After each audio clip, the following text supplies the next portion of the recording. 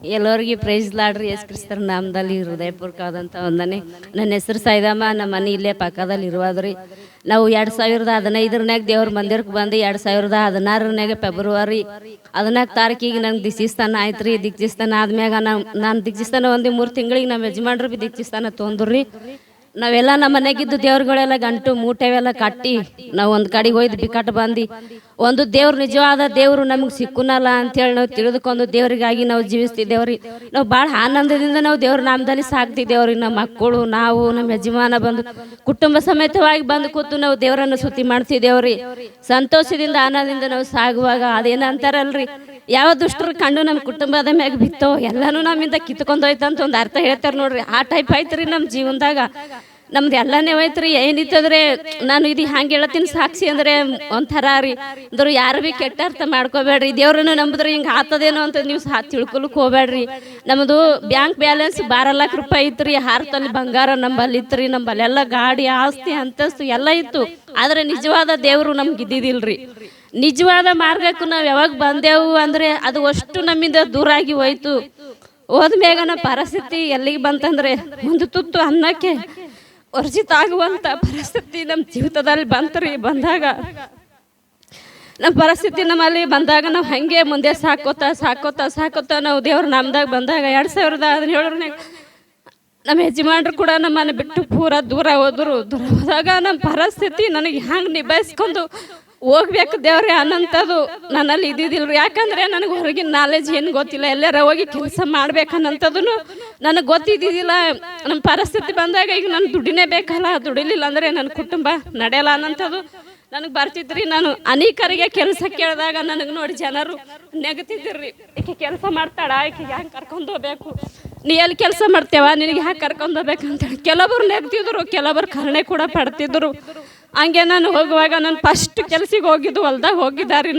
ಅದ್ರಾಗ ಹಾವು ತೇಳು ಎಲ್ಲ ಕೂಡ ಇಟ್ಟು ಟೈಟು ಹುಲಿ ಇರ್ತಿತ್ತು. ಆ ಹುಲಿನಾಗ ನಾನು ಆಡ್ಕೊತ ನಾನು ಹುಲಿ ಕಿತ್ತಿದ್ದೆ. ಯಾಕಂದರೆ ಕಷ್ಟಗಳಲ್ಲಿ ದುಃಖಗಳಲ್ಲಿ ಜೊತೆಗಿರುವನು ದೇವರು ನೀನಪ್ಪ, ನನಗೆ ಸೋಲುಗಳಲ್ಲಿ ಜಯ ಕೊಡುವಂಥ ದೇವರು ನೀನು ಇದ್ದಿದ್ದಿ ಎಂಬುದಾಗಿ ನಾನು ಹಂಗೆ ಹೋಗುವಾಗ ಖಾಲಿ ನನಗೆ 130 ರೂಪಾಯಿ ನನಗೆ ಕೂಲಿ ಕೆಲಸ ಕೊಡ್ತಿದ್ರಿ.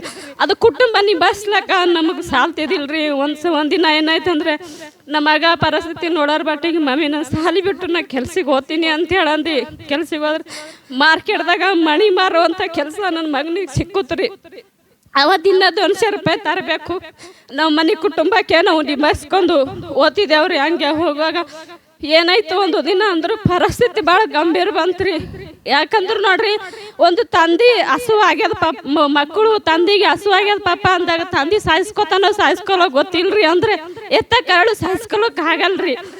ಏನಾರ ಮಾಡಿ ಮಕ್ಕಳಿಗೆ ಹೊಟ್ಟೆ ತುಂಬಿಸ್ಬೇಕಲ್ಲ ಅನ್ನೋಂಥದ್ದು ಎತ್ತ ತಾಯಿಗೆ ಭಾಳ ವೇದನೆ ಇರ್ತದ್ರಿ. ಅದ್ರ ಬಗ್ಗೆದಾಗ ನಾವು ನೋಡ್ರಿ ಗ್ಯಾಸ್ ತುಂಬಬೇಕಂದ್ರೆ ಬಿ ಪರಿಸ್ಥಿತಿ ನಮ್ಮದು ಬಿಡುಕಾಸ್ತಿತ್ತು. ಮುಳ್ಳಿನ ಕಟ್ಟಿಗೆ ತಂದು ನನ್ನ ಮಕ್ಕಳಿಗೆ ಅನ್ನ ಮಾಡಿ ಹಾಕ್ತಿದ್ದಾರೆ. ಹಚ್ಚಿ ಅಲ್ಲಿಗೆ ಬಂತ್ರಿ ನಮ್ಮ ಪರಿಸ್ಥಿತಿ. ಬಂದರೂ ಕೂಡ ನಾನು ನೀನಿರುವೆ ನನಗೆ ಸೋಲೇ ಇಲ್ಲ, ನೀನಿರುವೆ ನನಗೆ ಭಯವೇ ಇಲ್ಲ ಅಂತ ನಾ ಹಾಡಗಳನ್ನು ಹಾಡ್ತಿದ್ದಾರೆ ಅಂಥ ಟೈಮಿಗೆ. ಯಾಕಂದರೆ ದೇವರು ನಮ್ಮ ಜೊತೆಗಿದ್ದಾರೆ, ನಮಗೆ ಸೋಲು ಯಾವತ್ತೂ ಕೂಡ ಇರಲ್ಲ ರೀ. ಒಳ್ಳೆ ದೇವ್ರು ನನ್ನ ಸಂಘಟನೆ ಸಿಕ್ಕಿದಪ್ಪ. ನನ್ನ ಆಸ್ತಿ ಅಂತಸ್ತು ಹೋದ್ರೆ ಭೀ ನನಗೆ ಪರವಾಗಿಲ್ಲ. ಯಾಕಂದರೆ ನಿಜವಾದ ಮಾರ್ಗ ನನಗೆ ಸಿಕ್ಕದಲ್ಲ. ಈ ಮಾರ್ಗದಾಗೆ ನಾವು ನಡೆದ್ರೆ ನಮ್ಮ ಜೀವನ ಕೂಡ ಉದ್ಧಾರ ಎಲ್ಲ ಅನ್ಕೊಂಡು.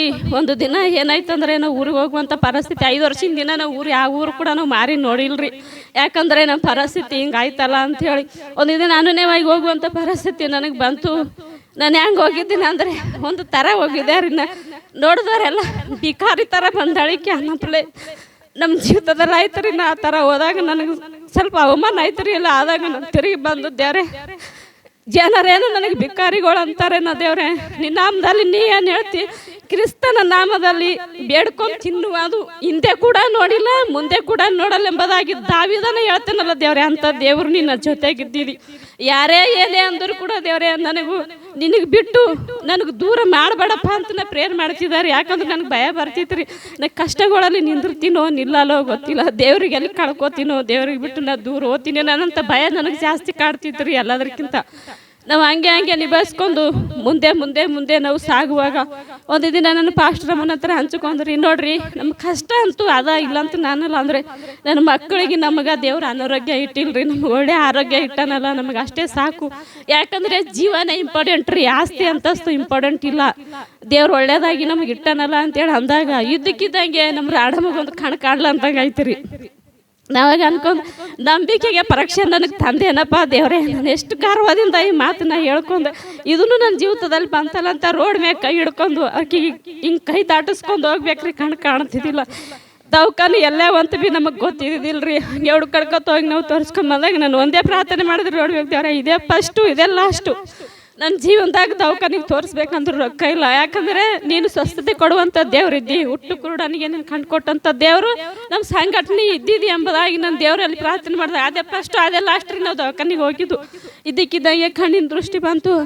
ಆಯಿತು, ನನ್ನ ಮಗ ಹಂಗೆ ಕೆಲಸ ಮಾಡ್ಕೊತ ಹೋಗೋ ಟೈಮಿಗೆ ಅವನಿಗೂ ಜಡ ಇದ್ದಕ್ಕಿದ್ದಂಗೆ ಬಂತು ರೀ. ಅಂಬ್ರೇಸ್ ಮಗನಿಗೆ ನಮ್ಮ ಜೀವನದಾಗ ಭಾಳ ಬಿಡ್ಕಸನ ಏನು ಮಾಡ್ಬೇಕಂತ ಗೊತ್ತಾಗ್ತಿದ್ದಿಲ್ಲ. ಹಂಗೆ ಅವನಿಗೆ ಭೀ ದವಾಖಾನಿಗೆ ಅದು ತೋರಿಸಿ ನಾನು ಅವನಿಗೆ ಕಾಮ್ನಿದಾವ ಹಾಸ್ಕೊಂತಂದು ಮನೆಗೆ ಬಿಡಬೇಕು. ನಾನು ಹೊಲಕ್ಕೆ ಕೆಲಸಕ್ಕೆ ಹೋದ್ರು ಕೂಡ ಅರ್ಧ ಜೀವ ಮನೆ ಕಡೆಗೆ ರೀ, ಅರ್ಧ ಜೀವ ನನಗೆ ಕೆಲಸಿನ ಕಡೆಗೆ ನನಗೆ ಆಗ್ತಿತ್ತು.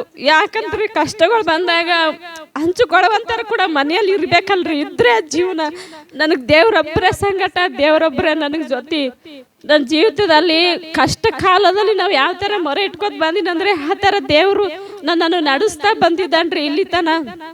ನಾವು ಅಂಬ್ರೇಶ್ ಮಗನಿಗೆ ಮಕ್ಕಳು ಆರಾಮ್ ತಪ್ಪಿದಾಗ ನಾವು ಎಲ್ಲರೂ ಸಭೆದಲ್ಲಿ ಕೂಡ ಎಲ್ಲರೂ ಪ್ರಾರ್ಥನೆ ಮಾಡಿದ್ರಿ. ಪಾಸ್ಟರ್ ಪರ ಕೂಡ ಪ್ರಾರ್ಥನೆ ಮಾಡೋರು. ದೇವರು ಅವನಿಗೆ ಕೂಡ ಸ್ವಸ್ಥತೆ ಕೊಟ್ಟನು, ಒಳ್ಳೆ ಆರೋಗ್ಯ ಕೊಟ್ಟನು.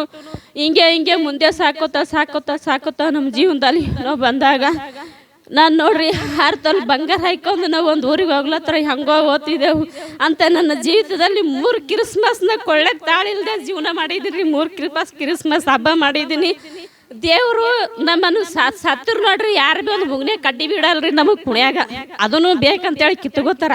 ಬಂಗಾರ ಬೀದಿಗಳಲ್ಲಿ ನಡೆಸುವಂತ ನನ್ನ ದೇವ್ರು ನೀ ಜೊತೆಗೆ ಇದ್ದಿದ್ದಲ್ಲ ದೇವ್ರೆ, ಇದು ಯಾವ ಲೆಕ್ಕ ನನಗಂತೇಳಿ ನಾನು ಜೀವನ ಮಾಡ್ತಿದ್ದಾರೆ. ಎಷ್ಟು ಅವಮಾನ ನನ್ನ ಜೀವಿತದಲ್ಲಿ ಬಂತು ಯೇಸು ಸ್ವಾಮಿಗೆ ನಂಬೋದ ಮ್ಯಾಗ ಎಷ್ಟು ನಿಂದೆಗಳು ಬಂದ್ರೆ. ಬಟ್ ನಿನ್ನ ಪಾದ ಅಂತೂ ನಾನು ಬಿಡಲ್ಲ ದೇವ್ರೆ, ನನಗೆ ಹಿಂತಿರುಗಿ ನೋಡಪ್ಲೆ ನೀನು ಮಾಡಬೇಡ, ಅದು ಒಂದೇ ನನಗೆ ಗುರಿ ಎಂಬುದಾಗಿ ನಾನು ದೇವರಲ್ಲಿ ಪ್ರಾರ್ಥನೆ ಮಾಡ್ತಿದ್ದ. ಒಂದು ಬೀಗರು ನಂಟ್ರಿಗೆ ಹೇಳ್ಕೊಬೇಕಂದ್ರೆ ಅವ್ರೇನಂತಿದ್ರು, ಆ ದೇವರನ್ನು ನಂಬಿದಿ ಎಲ್ಲನೇ ಹೋಗ್ಯದು. ಆ ದೇವ್ರಿಗೆ ಬಿಟ್ಟು ತಿರುಗಿ ಬಾ ಅಂದ್ರೆ ನೀ ಬರಲ್ಲಲ್ಲ, ಅಲ್ಲಿ ಏನದಂತ ಹೋಗ್ತೀನಿ ಅಂತಿರು.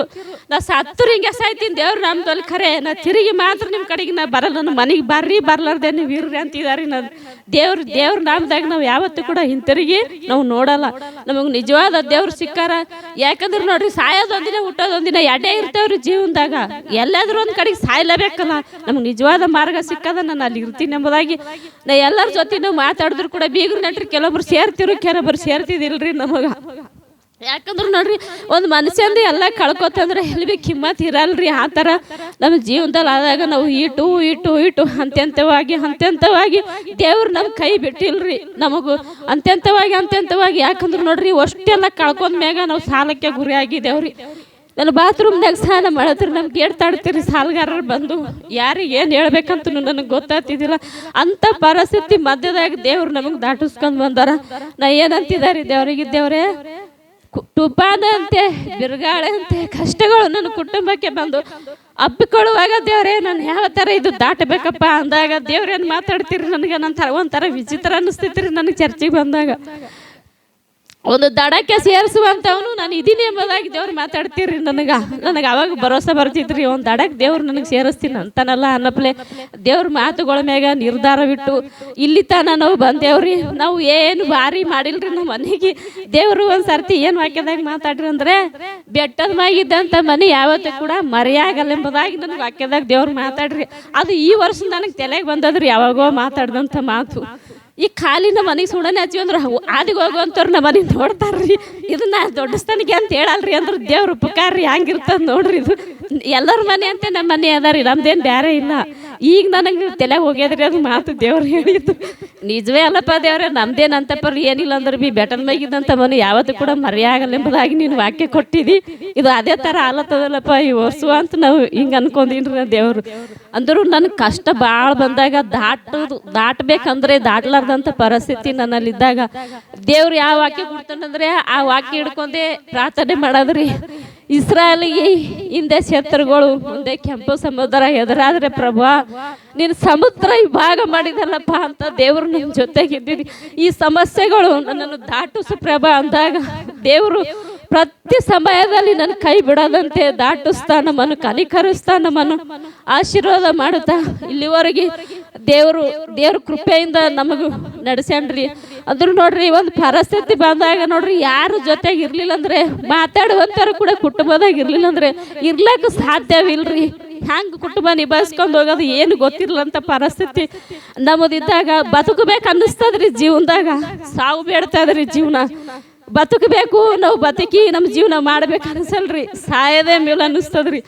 ಹಂಗ ಅಂದಾಗ ಕೂಡ ಯೇಸು ಸ್ವಾಮಿ ನನಗೆ ಖಚಿತವಾಗಿ ಮಾತಾಡಿ ನನ್ನ ಜೀವನದಲ್ಲಿ ಬದುಕುವಂತೆ ಮಾಡೇನ್ರಿ ದೇವರು. ಬದುಕಿ ಒಂದು ನಿರ್ಧಾರದ ಮ್ಯಾಗೆ ಜೀವನ ಮಾಡಿ ನಿನಗೆ ಈ ವರ್ಷ ಕೂಡ ವಾಗ್ದಾನ ಏನು ಕೊಟ್ಟನ್ರಿ ನನಗೆ. ರಾತ್ರಿ ನಾನು ಪ್ರಾರ್ಥನೆ ಮಾಡ್ಕೊಂಡಿದ್ದೆ ದೇವ್ರಿಗೆ, ನಿನ್ನ ಚಿತ್ತ ಏನದ, ನಿನ್ನ ಉದ್ದೇಶ ಏನದ ಸ್ವಾಮಿ, ನನ್ನ ಪಕ್ಷದಲ್ಲಿ ಅದೇ ನೀನು ಮಾಡುವ ಅದೇ ವಾಗ್ದಾನ ನನಗೆ ಕೊಡು ಅಂದಾಗ ದೇವರು ನಿನ್ನ ನಂಬಿಕೆಯನ್ನು ನೋಡಿ ನಿನಗೆ ಸಂತೈಸ್ತೀನಿ, ನಿನ್ನನ್ನು ಆಧರಿಸ್ತೀನಿ ಎಂಬುದಾಗಿ ದೇವರು ನನ್ನಲ್ಲಿ ನಂಬಿಕೆ ಇಟ್ಟ ಕಾರಣ ನಿನ್ನನ್ನು ಆಶೀರ್ವದಿಸ್ತೀನಿ ಎಂಬುದಾಗಿ ದೇವರು ನನಗೂ ವಾಗ್ದಾನ ಕೊಟ್ಟವ್ರಿ. ರಾತ್ರಿ ಹೆಂಗೆ ನಾವು ದೇವ್ರ ಮೇಲೆ ಜೀವನ ಮಾಡ್ತೀವಿ ಅಂದ್ರೆ ಹಂಗೆ ನನ್ನ ಜೀವನದಾಗ ಪ್ರತಿಯೊಂದು ಸಮಯದಾಗ ದೇವ್ರ ಕೈ ಬಿಡಲಾರ್ದಂಗ ಇಲ್ಲಿವರೆಗೆ ತಂದುಡ್ರಿ. ನಾನು ದೀಕ್ಷಾಸ್ಥಾನ ಆಗಿ 8 ವರ್ಷ ಮುಗಿತದ್ರಿ. ಈಗ ಫೆಬ್ರವರಿ 14 ತಾರೀಕು ಬಂತಂದ್ರೆ 8 ವರ್ಷದ ದಿನಗಳು ನಾವು ಯಾವ ಥರ ಗಳದೀವಲ್ಲ ಅಂತ ನನಗೆ ವಿಚಿತ್ರ ಅನ್ನಿಸ್ತದ್ರಿ. ಅದು ನಾನು ರಾತ್ರಿ ಅಲ್ಲಿ ಕುಂತು ನಾನು ಆಲೋಚನೆ ಮಾಡ್ತಾ ಇದ್ದ, ದೇವ್ರೇ ನಮಗೆ 8 ವರ್ಷ ರಕ್ಷಣೆ, ಒಂದು 8 ವರ್ಷ ಮುಗಿಲಕ್ಕೆ ಬಂತಲ್ಲಪ್ಪ ಅಂದರೆ ನನ್ನ ಜೀವನದಾಗ ನಾನು ಹ್ಯಾಂಗೆ ನಡೆದಿ ನಂಬೋದು, ಇದು ಹ್ಯಾಂಗೆ ನಾ ದಾಟಿ ಬಂದು ನಂಬೋದು ನನಗೆ ಭರವಸೆ ಕಾಣಲಾಗ್ಯದಲ್ಲ ದೇವ್ರಂತ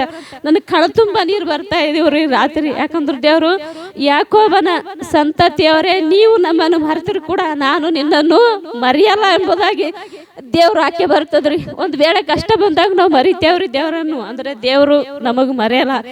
ನಾನು ಪ್ರೀತಿಸುವರು ಸಾಲಿಂದಲ್ಲ ಅವ್ರನ್ನ ಆಶೀರ್ವಾದ ಮಾಡ್ತೀನಿ ಅಂತ ಹೇಳ್ತೇನೆ ದೇವ್ರು. ಇದನ್ನ ನಾನು ಸಾಕ್ಷಿ ಹೇಳುವುದು, ಇದು ನಿಂತು ನಾನು ಜೀವನ ಮಾಡೋದು ನನ್ನ ಒಳ್ಳೆತನ ಇಲ್ರಿ. ಇದ್ರಾಗ ದೇವ್ರು ಕೊಟ್ಟಂಥ ರಕ್ಷಣೆ, ದೇವ್ರು ನಡೆಸಿದಂಥ ನಡವಿಕೆ, ದೇವ್ರು ಕೊಟ್ಟಂಥ ವಾಕ್ಯದಿಂದೇ ನಮ್ಮ ಬದುಕು, ನಮ್ಮ ಜೀವನ, ನಮ್ದೆಲ್ಲ ದೇವ್ರ ಮ್ಯಾಗೆ ಆಧಾರಗೊಂಡು ಇಲ್ಲಿ ತನ ನಾವು ಬಂದಿದ್ದೇವ್ರಿ.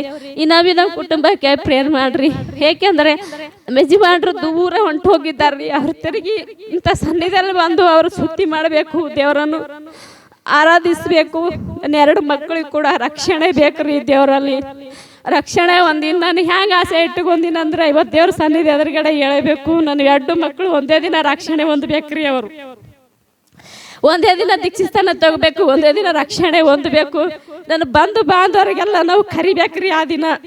ಅದು ಒಂದು ಜೀಲು ನಮ್ಮಲ್ಲಿ ಅದರಿ. ಎಲ್ಲರೂ ಪ್ರಾರ್ಥನೆ ಮಾಡ್ರಿ, ದೇವ್ರಿಗೆ ಅವಕಾಶ ಯಾವಾಗ ಕೊಡ್ತಾನ ಎಂಬುದಾಗಿ ನನ್ನಲ್ಲಿ ಮನಸ್ಸಿನಲ್ಲಿ ಮಕ್ಕಳು ಕಳವಳ ಆತದ್ರಿ. ನನಗೊಂದೊಂದು ಸರ್ತಿ ಅವರಿಬ್ಬರು ರಕ್ಷಣೆ ಹೊಂದಬೇಕು, ಅವ್ರ ಎದುರೇ ಬಂದು ಬಾಂಧವ್ರಿಗೆ ಕರೆದು ಒಂದು ರಕ್ಷಣೆ ಆನಂದ ಅಂದ್ರೆ ಏನೆಂಬುದಾಗಿ ಎಲ್ಲರಿಗೆ ಅರ್ಥ ಮಾಡಿಸ್ಬೇಕನ್ನೋದೇ ನಮ್ಮ ಜೀವನದಾಗ ರೀ.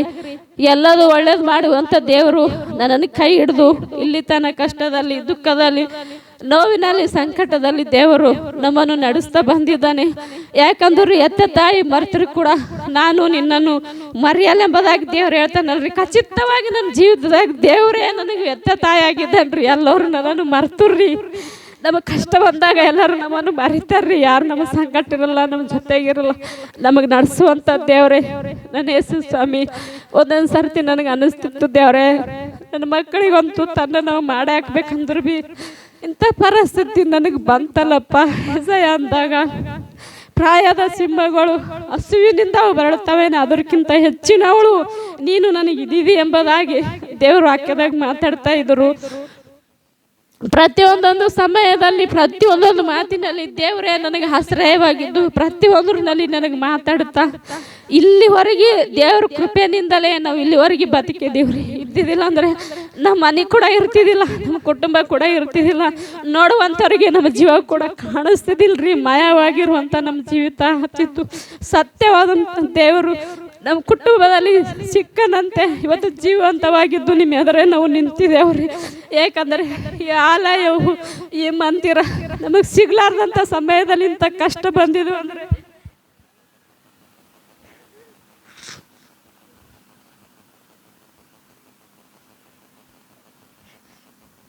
ನಮ್ಮ ಜೀವಿತದಲ್ಲಿ ನಾವು ಬದುಕಿರ್ತಿದ್ದಿಲ್ರಿ. ನಾವು ಯಾಕಡೆ ಓದ್ತಿದ್ದೇವೋ ಎಲ್ಲೋಗ್ತಿದ್ದೇವೋ ನಮಗೊಂದು ಗೊತ್ತಿರ್ತಿದ್ದಿಲ್ಲ.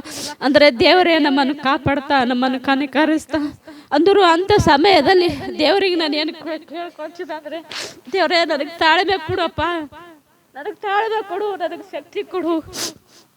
ನೀ ನನಗೆ ಶಕ್ತಿ ಕೊಟ್ಟಂದ್ರೆ, ನನಗೆ ನೀ ತಾಳ್ಮೆ ಕೊಟ್ಟಂದ್ರೆ ಈ ಕುಟುಂಬನ ನೀ ಬೆಸ್ಕೊಂಡು ಹೋಗೋದುಂಟು ದೇವರೇ. ನಾನು ಯಾವ ಥರ ನಿಲ್ಲಬೇಕು, ಯಾವ ಥರ ನಾನು ನಡೆಸ್ಕೊಂಡು ಹೋಗ್ಬೇಕಂದಾಗ ದೇವರು ಸಮಾಧಾನ ಶಾಂತಿ ನನಗೆ ಕೊಟ್ಟನಂತೆ ಈ ಬದುಕು ನಂದು ಸಾಗ್ಯದ ರೀ. ನನ್ನಲ್ಲಿ ಸಮಾಧಾನ ಶಾಂತಿ ಇರಲಿಲ್ಲ ಅಂದರೆ ಇದು ಜೀವನ ನಂದು ಇರ್ತಿದ್ದಿಲ್ಲ ಇವತ್ತು ನನ್ನ ಕುಟುಂಬದಾಗ. ಯಾಕಂದ್ರೆ ನೋಡ್ರಿ, ಎಷ್ಟೇ ಆಸ್ತಿ ಇರಲಿ ಅಂತಸ್ತಿ ಇರಲಿ, ಅಲ್ಲಿ ಸಮಾಧಾನ ಇರಲಿಲ್ಲ ಅಂದರೆ ಜೀವನ ಮಾಡೋದು ಆಗಲ್ರಿ ಮನುಷ್ಯಾಗ. ಹೆಂಗೆ ಆಗ್ತದೆ ಹೇಳ್ರಿ? ಒಂದು ಸಮಾಧಾನ ಇದ್ರೆ ಮಾತ್ರ ಒಂದು ಜಾಗದಲ್ಲಿ ನಾವು ನಿಲ್ತೀವ್ರಿ. ಸಮಾಧಾನ ಇರಲಿಲ್ಲ ಅಂದ್ರೆ ಎಷ್ಟು ಸುತ್ತಾಡ್ಕೊಂಡು ಬಂದ್ರು ಭೀ ಸಮಾಧಾನ ಅಂತದ್ದು ಇರಲ್ರಿ. ಒಂದು ನಿದ್ದೆ ಒಂದು ಸಮಾಧಾನ ರೊಕ್ಕ ಕೊಟ್ಟು ಕೊಂಡುಕೊಳ್ಳುವಂಥದ್ದು ಅಲ್ರಿ. ದೇವ್ರು ಕೊಟ್ಟನಂದ್ರೆ ಕೊನೆವರೆಗೆ ನಮ್ಮಲ್ಲಿ ಇರ್ತದ್ರಿ. ಅದು ದೇವರೇ ನಮ್ಮ ಜೊತೆಗಿರ್ಲಿಲ್ಲ ಅಂದರೆ ಯಾವ ಕಾರ್ಯ ಕೂಡ ನಮ್ಮ ಕುಟುಂಬದಲ್ಲಿ ಜರಗಲ್ರಿ. ನಾನು ಆದರ್ಸು ಮಕ್ಕಳು ದುಃಖ ಆಗ್ತಿದ್ರಿ ನನಗೆ. ಏನು ಮಾಡ್ಬೇಕಪ್ಪ ದೇವರೇ, ಹ್ಯಾಂಗು ಇದು ಏನು ಸುದ್ದಿ ಅಂತೇಳಿ ನಾವು ಹಿಂಗೆ ಅನ್ಕೊಂಡಾಗ ದೇವರು ಪ್ರತಿಯೊಂದು ವಾಕ್ಯದಾಗ ದೇವ್ರ ಸ್ವರ ಕೇಳ ಮಾಡ್ತೀವ್ರಿ. ನಮಗೆ ದೇವ್ರ ಸ್ವರ ಕೇಳ ಮಾಡ್ಯಾರಂತೆ ನಾವು ಬದುಕಿನ ಮ್ಯಾಗ ನಮ್ಮ ಜೀವನದ ಮ್ಯಾಗ ನಮಗೆ ಆಸೆ ಹುಟ್ಟುತ್ತಿರ್ತೀರಿ.